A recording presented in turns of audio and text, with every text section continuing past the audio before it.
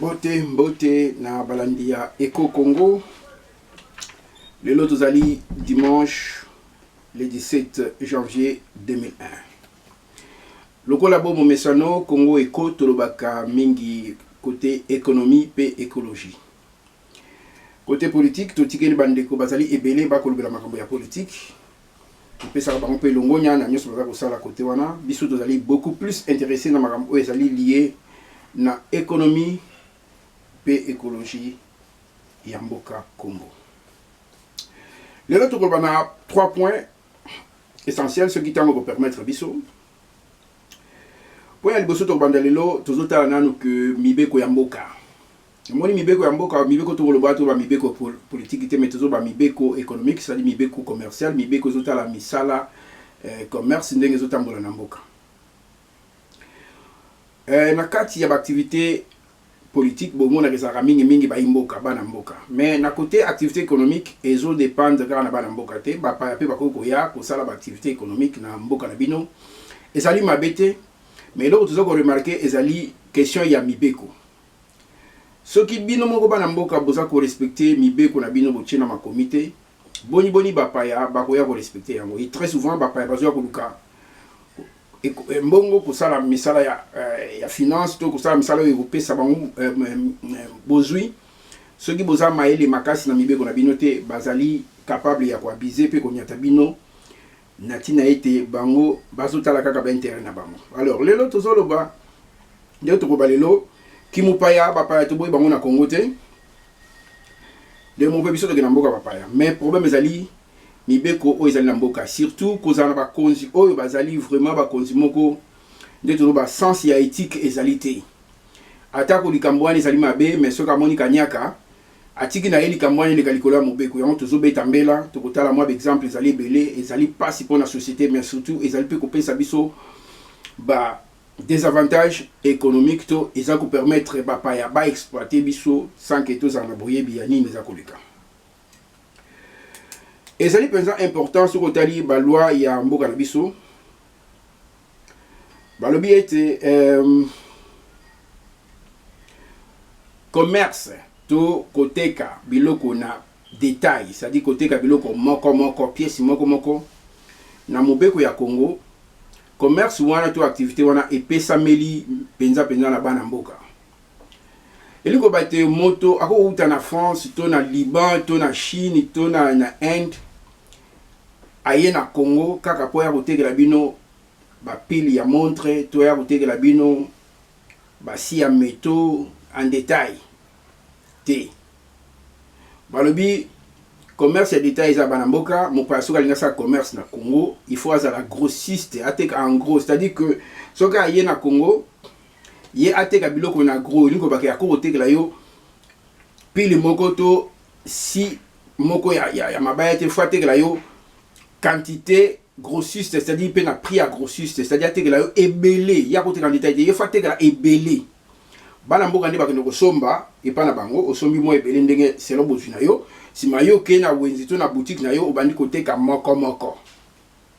Mais eloko toza ko remarquer nini okomona na Congo mutu auti epai mususu mupaya surtout ba asiatique ya Liban ya Inde ya Pakistan ya Chine chinois indien afongoli boutique aza ko louer boutique soit na rond-point Ngaba, soit na Lemba Terminus, soit na Super, soit na Victoire, quelque part, kaka nde ba boutique ezalaka.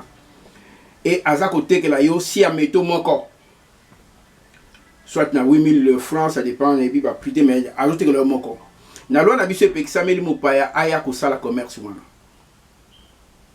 Question ezali est-ce que ye azwa ki visa na mboka na bango aye na Congo po aya kote ke la yo si moko, to aya kote ke la yo pile moko ya batterie moko to pile ya montre moko to pile ya torche moko to mibale non mobeko pekisi mais boni batu wana bazo sa commerce na mboka ya détail faut ezo uta na ba konzito za na bango nani asa ko pesa bango autorisation basa la ba commerce en détail ezo ba konzita biso ya on tozo bela mbela ke kotika on va sa commerce en détail ezali étouffement économique okomona Congo bapaya bazo garder bakuboto la biso ba activité économique nyonso, c'est-à-dire mbongo na Congo nyonso ekoma na maboka bapaya pour tout ticket bango même espace où ezaki ya bango te bakota baba na sala commerce.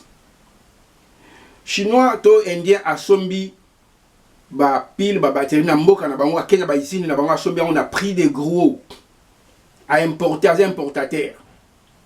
Aye na ngona Congo de douane yango kaka ye moka memi yango suna wenza zo teka moko. Omoni marge ya bénéfice ya zozwa. Siko yo congolais oyo ke kosomba siko pile wana na ville et pas ba grossiste ba chinois to ba bikolo mususu osombi grossiste oye na wenze yo na chinois oyo asomba ki yango na Chine na conteneur yo na yebote ka prix moko omoni ke ako écarter yo yako diminuer prix nyonso po ya zozwa marge mususu azako longola bino na wenze bazotika la bango moko économie ya mboka ekokoma na économie ya commerce minini na ya mike ekokoma na maboka bapaya. Alors peuple akokoma kaka consommateur. Tango komi consommateur na mboka na yo zo sala le côté okomi inutile poza sous na mbongo te. Ce qui est plus grave encore, consommateur nini biso tozali na Congo, parce que na Congo tozali na 88% ya population baza ba chômeur. Alors chômeur tant aux consommateurs, c'est-à-dire que vous allez un consommateur pauvre. Tant aux autres débris, moi, commerce américain, mais qui en a malgré profiter na yo, chinois et indien et aïs ko chassion na profiter na aïna ba produit na ye, o ya sote kana prix yo ko côté kana prix wana te. Donc ba konzi ba ye baté bazali ba konzi ya esthétique te. Omoni na landa ka politique mingi te. Mais lelo yo na phrase moko président honoraire alobaki président Kabila na tangu na ye ezo kopesa siko raison na président alobaki bantuana ona batuana sali na bango pendant 18 ans ba konziwana ya sali na bango pendant ayebi bango bien abi parmi bango amonita 15 té pour basana donc même pas 15 ça dit quoi to sala ba konzi moko boye ayebi na ye mobeko ndenge zali mais soko lakisi ye mbongo andimi abebisa na ye mobeko azwa mbongo. Donc éthique ezakati na bangote. C'est pas pour rien ngamna lobi yangote le président honoraire mkalobaki yango car salina batuana pendant tout ce temps salina bakonzi wana batuana nyo surtout azwa ta 15 personnes te o ya moni baza ba collaborateur ya malonga. Donc voilà le résultat. Comment mobeko epekisi que étranger à cause de commerce en détail, mais si on a un rond-point, un centre, un terminus, un terminus, au commun a chinois, indien, azote kabilo qu'on a détail. Mais mon bec on a bien nommé au salaire besoin respecter à côté. Boni étranger au respecter. Et en faisant ceci, économiquement, ça qu'on écarte binoba namboka. Na économie na binomo, boza na contrôle l'économie na binomo côté. Et Zali passe. Et ce qui est pire encore, moi j'ai remarqué ça dans une expérience personnelle. Batouana bazo loué bandaku, comme un magasin. Bazo teka na ba magasin na. Même côté kana epexa meli bango parce que bako za ba détaillé. Mais ce qui est plus grave, ndako na bazo foutela comme usage commercial, boutique magasin usage commercial. Mais comment on a la boutique on a bazo foutela, bala la kasusu wana. Quel crime! Et puis quelle exploitation! Parce que dans un magasin, il y a un usage commercial, il y a uniquement pour le commerce. Ce qui est foutu pour le commerce, ce qui est pour le commerce, il faut que nous foutons la ndaku côté mususu ou bien quelque part, mais il y a un usage domestique. Au même ndaku wana na moi, il y a un magasin na yo, na butu et comme place nous a bazo exploiter bino deux fois a foutre linda ko wana na usage commercial mongo mais il y a utilisé ngo pour na usage commercial et puis na usage domestique. Donc ça lokola mutu o bambi libanga moko molingo bo mabandeki mibale na libanga moko. Donc baza ko exploiter économie na biso ezo ko affecter PIB na biso. Donc d'une façon d'une autre to barangala baza ko lier la biso. Mais tozo mona ngote kolonda kukuta yebite ba yebise ka ke toujours foutre yo amoni bazo foutre ngambongo bien bazo foutre usage commercial bazo obligé bala la wana te so bazo la wana yebisa commune yango toujours tout na département économie musana kotala so activité économique ezota mona madame département industrie commerce et industrie même ba service d'hygiène ya ba commune Comment expliquer ndako o bazo ça l'activité commerciale bazo te kabiloko batu bazo la nakati? C'est contre l'économie, c'est contre aussi la santé, c'est contre l'hygiène. Bandako batonga les âges commerciaux, ils ont pas fenêtre, ils ont pas porte. Il y a un moment où moi magasin, ils ont toujours porte ouverte pour batu bazo kota besoin mon pépé aération. Tant que tu as un magasin, tu as tout consolaka, tout ce que tu as sneeze, ça dit que ça inche, ma comme bébé. Il faut apporter des enfants à l'activité, on attend aux salem.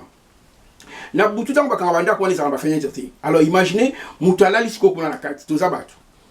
Ba biloko ni sonzo tezana besoin aza ko sala ba inche azo ko sola azo sama kamyo surtout na butu tout ça et puis biloko ko teke za na kati. Tellement aération za erwana eza mingité et ko faciliter ba développement ya ba microbe ya ba virus. Le binaton va faire le porte, yo yebité, o yé ko somba si ameto, ali bateri le si ameto, mais et ça contaminé na makambebele. Mutalala ki wana nanda ko wana or mutas akoko la nanda ko isa magasin ti. Ba cause na biso ba yebi yango me bazo tala parce que bazana éthique te. Bon moto sans qui bon moto izate na ba cause na biso.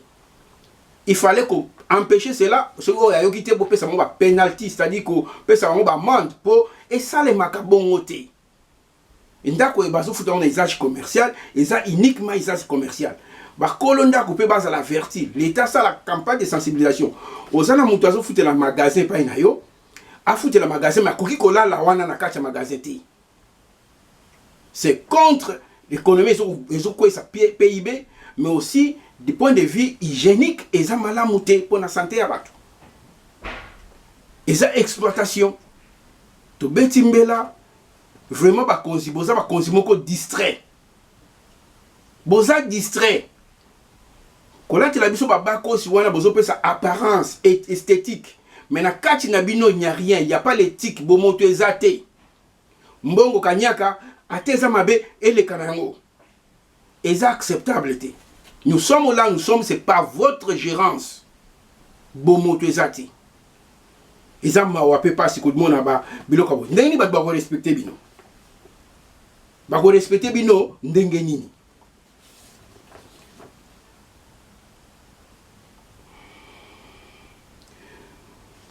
To pour ça na moké, to ça moi vite fait les lots.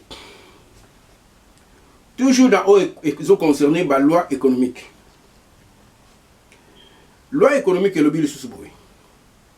Au moni ba société de fabrication, de sociétés industrielles, ba producteurs. Producteur à quoi que ça la détaillante. Tu peux par exemple, na autant ba combo individuellement tu pendant sa publicité. Brasserie et ça le la société ça comme ça. Cimenterie et ça la société ça comme ciment. Sucrière et ça la société ça la ba usine ça comme sucre. Loi ya Congo le Bénin. Ceux qui cimenterie à sali ciment, le col est producteur, il y a côté qu'on a détaillant. Il faut attaquer qu'on a dépositaire. Tout va grossiste. Il y a un moment où un système, dans le deuxième système, il y a dépôt à ciment. Dépôt à ciment, c'est-à-dire il y a un dépositaire. Donc il y a un gros et pas il y a producteur. C'est-à-dire qu'il y a un gros et pas il y a cimenterie. Si quand le dépositaire, il y a côté parce qu'on en détail et pas il y a moto. Nous avons besoin d'un sac à ciment, disent ok, on a un dépôt. Loi est seulement bon pour un ordre et puis pour encourager le petit commerçant nationaux. Mais qu'est-ce que nous remarquons? Bah, industrie, bah, usine où il y a production, il y a fabrication, bah, on va produire. En même temps, bango bazo ko que la batu na porte na détail. Boza ko briser loi ya mboka. Et puis ils ont affecté PIB sans le savoir. Le nom de détail on a PIB nanté pour ne pas distraire. Mais le fait que bozo be sa loi ya mboka bozo respecter ya moté ezali sanctionnable. Où sont nos autorités? Où est le département de l'économie? Bazo salani. Commerce industrie, bozo salanine, abiro ezali belé. Ba brasserie na Kisasa na Congo, baza ba producteur. Boni brasserie producteur, akende ko pesa côté ka casier masangana un détaillant, deux casiers na porte boy, trois casiers na je ne sais pas moi, une terrasse, et ça bon moté. Na loi ya mboka, il faut, yo producteur, faut que masanga pas ya dépositaire, tu as tant de deuxième république, dépôt ya masanga. Moutoundé détaillant que nous sommes à 2 casiers, 3 casiers, 5 casiers, 10 casiers, na dépôt, mais jamais nous sommes à yo brasserie. Ezali exploitation, boza ko yiba mboka, boza ko yibe la mboka. Mais ba konzi, bazotala, lem soukanya que c'est les cas qui passent ba konzi na biso bazaka na bo mototé, ils n'ont pas l'éthique. Ah, le kanango ozobe ça me ba tamu sakamboka bongote. Ce qui binomo bozo respecter mi beko obo komi na ba documenter. Bozo ki sa valeur mboka et puis ba bon respecter binoti. Tozo senga ba konzi bazongisa l'application de la loi. Ce qui bolingi loi wana te alors abroger yango. Mais tant que la loi, il faut les appliquer tel que et comment mina ba document. Il y a des conséquences socio-économiques. Ce qui producteur a comme côté qu'on a détaillant. Ba casser ba dépositaire to ba grossiste. Lelo tozomona tout Kinshasa, presque toute maison à Kinshasa, ba comme ba vendeur de boissons. Ba vendeur de la bière. Est-ce acceptable? Est-ce que dans la France, dans la Belgique, il n'y a pas de brasserie? Il y a des brasseries, mais pourquoi pas toutes les maisons sont des vendeurs de nids? Beaucoup de pas chômage dans la chômage dans la mais oui, mais ils ont encouragé que chaque ndaku est comme un vendeur, il y a boisson. Et ça a des effets négatifs, des effets socio-économiques très négatifs. Nous observons ça, mais c'est bizarre. Surtout que ça, mi beko ya mboka, botala on peut bon respecter. Donc, nous avons la conclusion, les autres reçoivent tamingité. Et le troisième point, c'est le problème, il y a le cimetière privé. Et ça, moi, passe. Et ça, moi, passe. Au moins, il m'a belé à Congo. Kobanda bakoko na biso bakimbangu babundela mabele wana. Ba papa na biso ba Lumumba, ba Tshisekedi, papa belé na niveau politique. Pe biso moko bana. To bundela mabele wana. Pe tozo continuer ko bundela ngo. Na bitumba to bundela mabele wana, il y a ceux qui tombent. Ba bazo kufa makile zo bima, ezo sopana. Po na mabele wana mabele ya Congo. Mais ce qui est grave, nous avons basé remarque na information de na bande na biso basa na Congo. Ba ça ba entretien ba cimetière pour valoriser quand même ba cimetière na biso. Qu'il y a certains cimetières na Congo et zali ba cimetières privés. Plus grave encore, ba cimetière privé qui appartient aux étrangers. Mais ba kunda ba congolais kuna. C'est-à-dire étrangers ou na mboka na ye. Ake na fin fond kuna na ba village moi musika kuna ake pa chef coutumier a sombi hectare ya mabele ba $500 l'hectare, c'est-à-dire 100 mètres carrés, $500 à juste qui combien d'hectares a comme ça au cimetière congolais oya bundela kamboka na ye o makile sopana pona mabele na mboka soka akufi ba ke kunde kuna ba pese 2 mètres carrés, il espace au kundaye na $5,000, $2,000, $3,000. Quelle exploitation! Entre-temps, 88% des Congolais sont chômage, donc c'est-à-dire que la population est pauvre. Quand vous demandez la somme, il y a des Congolais qui ont na mabele na ye.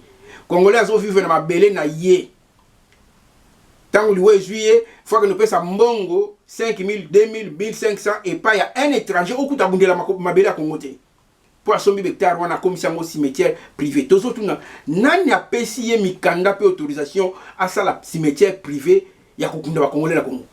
Avec des prix exorbitants. Il y a un effort ni ya sali, mosala ni ya sali pour taxer Congolais enterrement na mabele na 2 mètres carrés, ba foutaye $2,000 ou plus.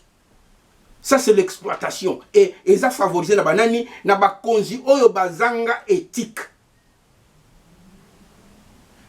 Il y a un doute de politicien. Pour travailler l'intérêt à Mbokati. Ils ont travaillé l'intérêt à poche na bango sans toutefois avoir bon moto. tozo senga na bakonzi ici naza penza terre serré na linko na bimisi ba photo te par respect. Mais si ça continue na bimisa ba photo bon mona ke to bundela mboka wana ensemble avec ba grand figure et bundela mabele wana yango to lobi boy ba konzo bazoya na Congo ya lelo Congo ya lobi to lingi makambo ya ba cimetière privé na Congo te étranger ko yana na Congo asala ba activité na mususu mais a exploiter biso te na cimetière mabele oya Congo oyo bana Congo babundela ka butu moy pe bazo sopa makila na bango pona mabele wana soki lelo liwe juillet un étranger a exploité bango kokunda ye pesa na $5,000 ya mabele ya 2 mètres carrés to 1500 to lingi yango te cimetière na Congo ekoko za la privé te cimetière o bazo kunda ba congolais na Congo ekoko ko appartenir na privé te même aza congolais ekoko appartenir na privé te et plus grave encore azala étranger kolo cimetière ça nous accepterons jamais to sengi na ba konzi na ndenge ya botosi ba récupérer tous les cimetières privés bazongi sangwe comme ba cimetière de l'État congolais parce que mabele wana ezali bana ya Congo de tout coin du Congo babundela ka mabele ya Congo mabele na bango wuta bakoko na bango alors ceux qui li voient les jubiso to kundama na mabele ya l'État jamais mabele comme ya privé après ça biso ba prio ya lingi pour ne ko exploiter biso dans nos difficultés mutakufi et comme tracasserie pour nous connaître parce que là-bas il faut avoir $2,000 pour nous enterrer mutu. Quelle exploitation na mabele na biso moko. Ça nous refusons. Vraiment avec beaucoup de respect. Pebo e bana Congo les leçons aux amokonzi. Lobby mutu super aux amokonzi. Parce que mabele à Congo nous tous nous avons le même droit. Mais maintenant boza ba konzi to ko respecter. Parce que sengeli biso to za ba konzi na moment moko te. Yango to sengi na bino botala biso na misu bo se rappeler bitumba o to bunda ensemble na bino pona mabele wana botala pe ceux qui sont tombés na kati ya bitumba wana et ils continuent à tomber na bitumba oyo pona mabele ya Congo bozongisa ba cimetière o nyusu bopesa ki privé na ba konzio ba pesa ki ba cimetière privé wana bazongisa yango na l'État congolais to lingite congolais ba kunda na mboka na ye na Congo na cimetière moko ezoko appartenir na libanais na indien ou na chinois non mabele za ya biso to lingi cimetière privé te surtout po ba kunda biso na mabele na biso moko to le kana ne pas un libanais après ça biso prio ya lingi ko pesela qui n'est même pas justifiable. Pourquoi cimetière est à 5,000, $2,000? Pourquoi? Moutassa Koufi, pourquoi? Mabele, l'État a mabele au Kundabiso. Faut que dans cimetière privé, tout fout à 1,500, 2,000. Bon, excusez-moi, ce qui moi, toi, matière avec beaucoup de respect. Et Zali, refus dans un ango, il y a Makambo, toujours, qui a un cimetière privé. Bande Kobasa Namboka, Bazo Bongsa, cimetière. Nous sommes ensemble avec eux. Mais ba konzi to sengi botala likambo oyo na ndenge ya bien étranger mo bota uta na mboka na ya asuma mabele akomisa ngo cimetière akukunda ba congolais na ba prix exorbitanté ba activité ebele ba ko sa na Congo ezali. Imaginez-vous un congolais ou na France na Paris au sombi mabele moko boy na kati ya France na Paris au komisa ngo cimetière privé français avant kunda ba kunda na français ay ko futa yo na ba montant oyo lingeli. Et que ça les makati. Et pourquoi faut ça le Congo? Voilà à quel niveau ba konzina biso oyo ba zanga bomoto. Bazo mema Congo. Nous demandons à l'actuel chef d'État que to lingi Congo ezonga na niveau nango. On peut bako respecter biso en respectant d'abord nos propres textes. Mibeko ya mboka. Mibeko nazoba mibeko politique maintenant ba les lois économiques.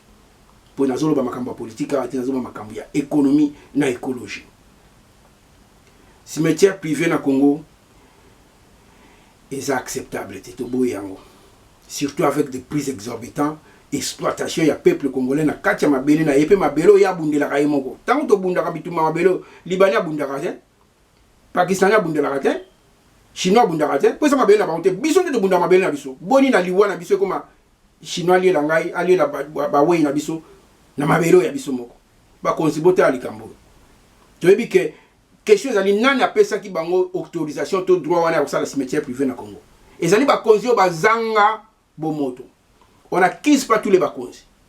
Bakonzi sont pas mabete. Mais les bakonzi, oh, bazanga bomoto. Bazola ta babako si ba vimbani kuna mais na libanda ba pesi apparence, l'esthétique, mais na kati y a pas l'éthique. Bomoto ezate. Batuana nde to lingi ba moté ba bokonzi wana ya batande ngwa to lingi ya moté. Puis on demande au président actuel. Vraiment il faut voter le passé ba nani bazoya na ba union sacrée bozo sala. Bato basana mentalité ya kimoyibi bato bazanga bomoto aussi basala ki misala na l'état et misala na monani ya malonga te na misu ya peuple bazongela ba position de commandement te na mboka wana eko sepeli sa population te vraiment les trois éléments autres baki lelo ya mwa mbangu yango wana. Mais si quoi en conclusion qu'est-ce que nous voulons dire ezali passé ezali pasi na bateau tozo bunda na bango ba konzi tozo bunda bango ensemble tant ba si pouvoir te bazo ba même langage avec la population mais ceux qui ba comme na poste de commandement ba comme ça ba petit riche ba nouveau riche comme ça l'assemblant ya ko ignorer les problèmes qu'ils ont eux-mêmes lité na tant bazaki na combat. Tolembi komona ba konsi na baba ko sa minene alors que si le terrain tozo mona misala minene te la tabako sa ki ya minene to boite mutu fo la ta propre ko so la ta propre mais ya munene o la ti wana ki munene pe boche to ni pe to mona ki munene wana isala misala minene na mboka misala minene en commençant par le respect de mibeko oyo mutabuki mibeko boche d'abord na kamwaka pourquoi ce que comme mopaya sali abus et ça le complexe d'infériorité moko boye ba conception ba ko approcher été ba policier baza ko à distance mais non la loi c'est la loi ce qui loi wana salami bongo mutu nyonso congolais étranger na kati ya mboka soko bebsi mobeko la loi doit s'appliquer idémement biso beto fana mboka papa to kena una bebsi mbeko na bonté to respecta to vivre na ordre mibeko na bongo. Mais ça nous dérange quand papa bazo dérange bazo pour appliquer pour respecter mibé qu'on a bisoté et les autorités toujours voter dans la poste parlementaire ba ministre banani ba bourgmestre au lieu d'appliquer la loi la même loi non bozo ça l'assemblée comme si bozo banga ko approcher étranger au azo sala mbeba to ça contre l'étranger ça il faut que l'on l'équivoque wana mais to lobi ceux qui étranger à baby si mobeko il doit subir la loi pour bailler ba ko vivre na mboka na biso na ko respecter pe mibeko na biso et dans ce sens là to marcher bien un étranger a respecter mibeko ça problème té pas bon étranger té contribution na bango ba misala bazo ya nango ba misu bazo créer misala ba misu bazo créer té mais et ça quand même quelque chose qu'on ne peut pas rejeter. Donc voilà moi mot de la fin tous ont remarqué ba konzina biso mingi ceux qui ba beli bali ko soit traitement na hôpital o tout ça na moté entre temps ba on ba na pouvoir ya ko bongsa hôpital wana po esunga na santé ya biso surtout siko ba on bazo soit traitement na libanda tout na ba bazo kimani et de deux ba hôpital na biso nyoso tout mona ngo et comme na état de labrement donc koufi donc même le bâtiment vous dit déjà que ah vous êtes sous place ya ko garder ma maladie mais ya mona tout ça na ngo ce que mon hôpital a bien na Kinshasa kuna na Congo au hôpital à Bonasimango ils sont étrangers au hôpital il y a chinois au hôpital il y a indien mais question à zotuna est-ce que ba docteur au étranger n'y surtout bazo sala na hôpital na Kinshasa na hôpital wana étranger wana ordre national des médecins congolais ba yebi bango est-ce que ba docteur wana n'y surtout bazaki vérifier c'est-à-dire que ordre national des médecins congolais et vérifier que batona bazaki na ba médecin que batanga penza classe en médecine, que diplôme wana penza ya bango, que la personne qui présente le diplôme c'est la personne qui a étudié,